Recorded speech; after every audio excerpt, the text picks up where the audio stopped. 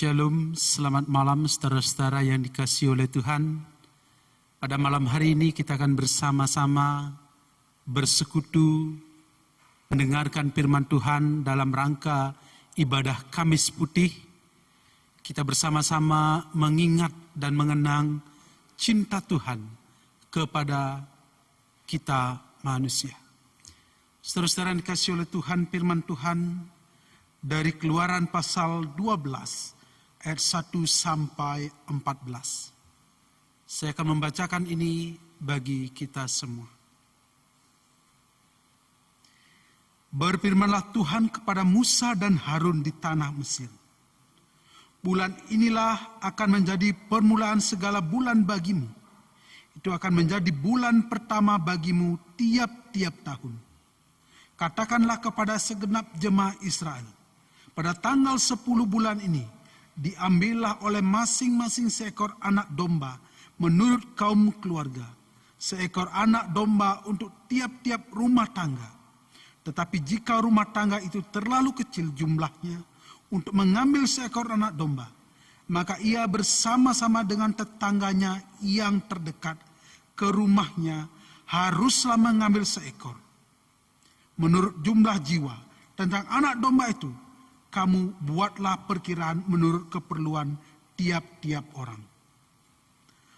Anak dombamu itu harus jantan, tidak bercela, berumur setahun. Kamu boleh ambil domba atau kambing. Kamu harus mengurungnya sampai hari yang ke-14 bulan ini. Lalu seluruh jemaah Israel yang berkumpul harus menyembelihnya pada waktu senja. Kemudian dari darahnya haruslah diambil sedikit dan dibubuhkan pada kedua tiang pintu dan pada ambang atas, pada rumah-rumah di mana orang memakannya. Dagingnya harus dimakan pada malam itu juga. Yang dipanggang mereka harus makan dengan roti yang tidak beragi beserta sayur pahit.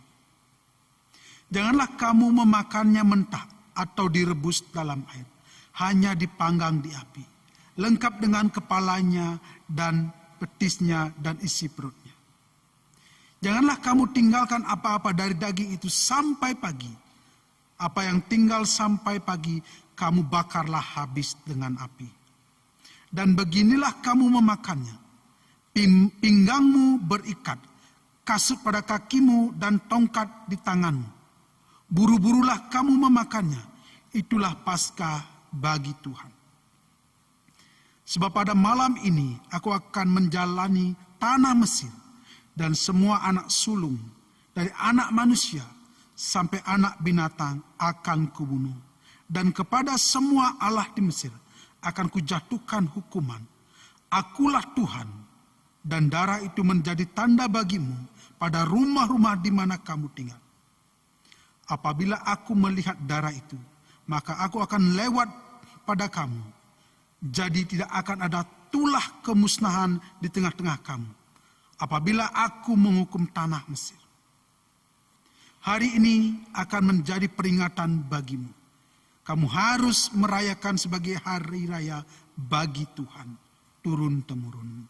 Kamu harus merayakannya sebagai ketetapan untuk selamanya. Saudara-saudara yang dikasihi oleh Tuhan, sedemikian jauh firman Tuhan yang boleh kita baca pada malam hari ini. Yang berbahagia adalah kita yang membaca, mendengar, mengerti, dan siap menjadi pelaku-pelaku firman Tuhan di dalam kehidupan kita setiap hari. Di dalam Keluaran pasal 12 menceritakan hari-hari terakhir sebelum orang Israel keluar dari tanah Mesir. Pada malam itu Tuhan akan menghukum bangsa Mesir.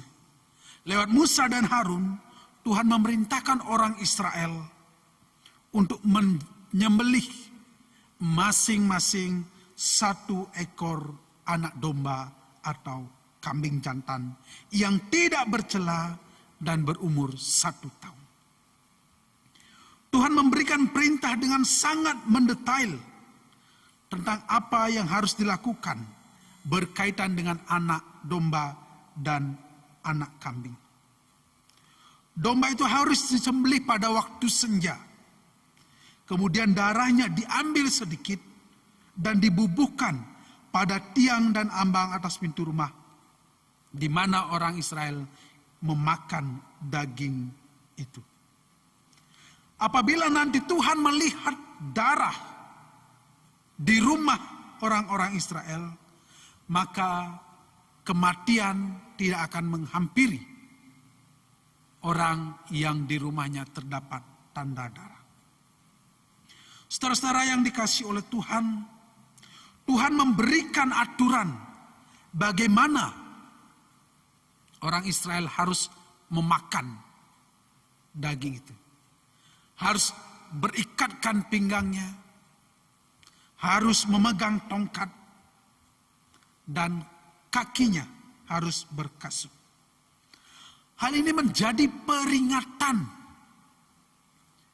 Paskah bagi umat Israel.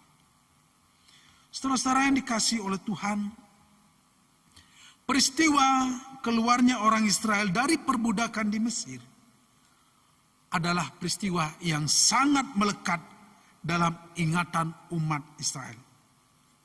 Suatu peristiwa yang terjadi dengan campur tangan Tuhan. Dan kejadian ini, peristiwa ini haruslah diingat, harus dirayakan. Dan yang paling penting adalah diceritakan kepada anak-anak mereka. Dengan kejadian ini, dengan peristiwa keluarnya bangsa Israel, ada beberapa hal yang ingin disampaikan. Di sini ingin menegaskan bahwa bangsa Israel adalah bangsa pilihan. Dan Tuhan menginginkan mereka untuk memperingati, merayakan, dan mentaati, serta menceritakan segala pekerjaan yang Tuhan kerjakan bagi mereka.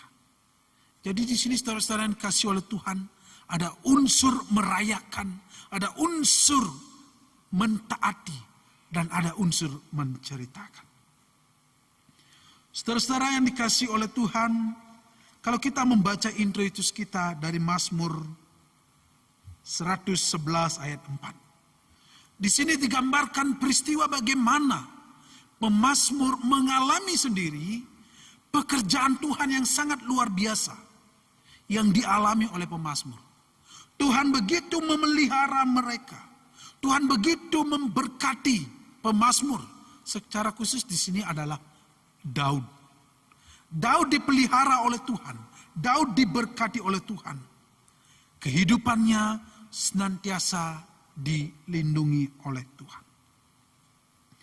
Saudara-saudara yang dikasihi oleh Tuhan, dalam iman orang Israel, keluarnya atau bebasnya bangsa Israel dari perbudakan di tanah Mesir menjadi peristiwa yang senantiasa harus diperingati dan dirayakan.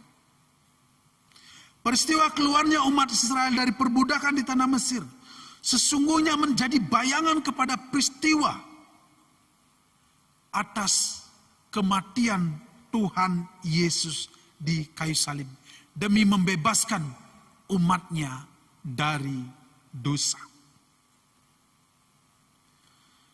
Penderitaan, penyaliban, dan kematian serta kebangkitannya adalah korban anak domba Allah yang menjadi penebus bagi dosa-dosa kita.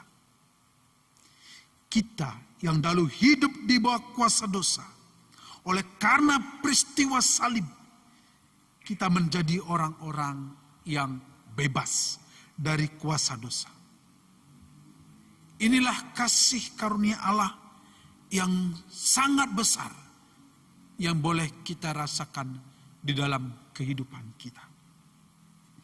Saudara-saudara yang dikasihi oleh Tuhan, lalu bagaimana kita sebagai umatnya menyambut karya Allah di dalam Tuhan kita Yesus Kristus? Setidaknya di sini ada 3 hal yang ingin disampaikan kepada kita di dalam kita memasuki masa.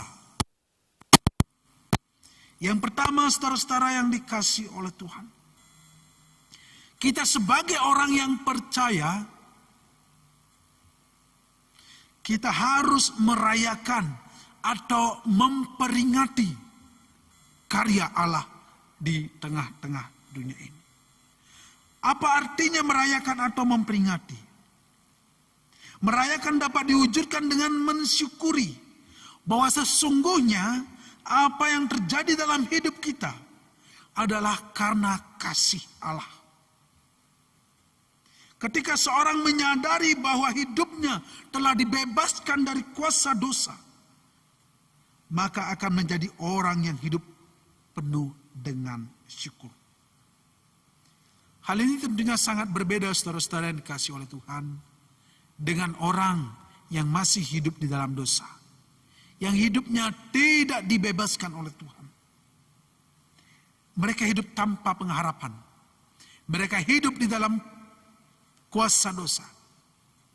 Saudara-saudara yang dikasihi oleh Tuhan, dengan merayakan atau memperingati peristiwa yang dilakukan oleh Allah terhadap kehidupan kita, ini menjadi penguatan akan iman kita. Merayakan menjadi kekuatan meneguhkan iman kita. Kita diajak untuk senantiasa hidup yang selalu meyakini bahwa Tuhan senantiasa berkarya di dalam kehidupan kita. Saudara-saudara yang dikasihi oleh Tuhan, seringkali di dalam kehidupan kita sehari-hari, kita mengalami krisis iman karena kita tidak pernah mensyukuri apa yang Tuhan kerjakan. Apalagi dengan peristiwa-peristiwa belakangan ini, krisis karena COVID-19 ini. Hal ini seringkali membuat kita menjadi lemah iman kita. Kurang yakin terhadap Tuhan. Jadi saudara-saudara yang dikasihi oleh Tuhan, mari kita merayakan, mengingat kembali kasih Tuhan melalui Yesus Kristus. Yang kedua, saudara-saudara yang dikasihi oleh Tuhan, sama seperti orang Israel yang taat ketika Allah memberikan perintah bagaimana cara menyembelih, bagaimana cara memakannya. Maka seharusnya bagi kita, kita juga mentaati apa yang Tuhan perintahkan bagi kita. Ketika Tuhan memerintahkan orang Israel untuk mengoleskan darah anak domba itu di tiang dan ambang pintu rumah, mereka melakukan itu semua. Dan karena ketaatannya, mereka tidak dihukum. Saudara-saudara yang dikasihi oleh Tuhan, yang ketiga, menceritakan karya kasih Allah di dalam Tuhan kita Yesus bagi sesama kita. Banyak orang yang belum mengenal, banyak orang belum menerima kabar sukacita apa yang Allah kerjakan melalui Tuhan kita Yesus Kristus. Kita orang yang telah menerimanya, hendaknya kita menceritakan kasih Allah kepada orang lain. Saudara-saudara yang dikasihi oleh Tuhan, pada malam hari ini kita bersama-sama mengingat peristiwa yang terjadi ribuan tahun yang lalu, ketika Tuhan Yesus merendahkan dirinya, membasuh kaki murid-muridnya. Ia yang adalah Tuhan, rela merendahkan dirinya. Mari kita mengingat itu semua. Kita rayakan apa yang telah Yesus kerjakan. Kita taati apa yang telah Yesus perintahkan bagi kita. Barang siapa ingin menjadi terbesar, ia harus menjadi yang terkecil. Barang siapa yang ingin dilayani, ia harus melayani. Itu perintah Tuhan kepada kita. Saudara-saudara yang dikasihi oleh Tuhan, Apa yang telah kita dengar, kita beritakan, kita ceritakan kepada orang lain. Kita rayakan saudara-saudara. Bukan hanya mengingat saja, tapi merayakannya. Merayakan berarti ada dalam sukacita itu. Mari saudara-saudara yang dikasihi oleh Tuhan. Tuhan Yesus begitu merendahkan dirinya. Begitu merendahkan hatinya. Mau menjadi penanggung segala dosa kita. Hendaknya apa yang telah kita dengar, apa yang telah kita alami, kita ceritakan kepada orang lain. Sebagai orang yang percaya, atau yang telah menerima keselamatan dari Tuhan Yesus, mari kita menceritakan, mentaati, dan kita merayakan karya Tuhan di dalam kehidupan kita. Saudara-saudara, sungguh indah apa yang telah Yesus kerjakan terhadap murid-muridnya. Yesus merendahkan dirinya. Yesus mau menjadi penyelamat kita. Mari saudara-saudara kita renungkan karya Tuhan di dalam kehidupan kita. Amin. Mari kita berdoa. Bapa kami yang di surga, kami berterima kasih dan bersyukur kepadamu. Karena Yesus Kristus Tuhan kami yang hidup telah merendahkan dirinya, mengajarkan kepada kami menjadi pribadi yang rendah hati.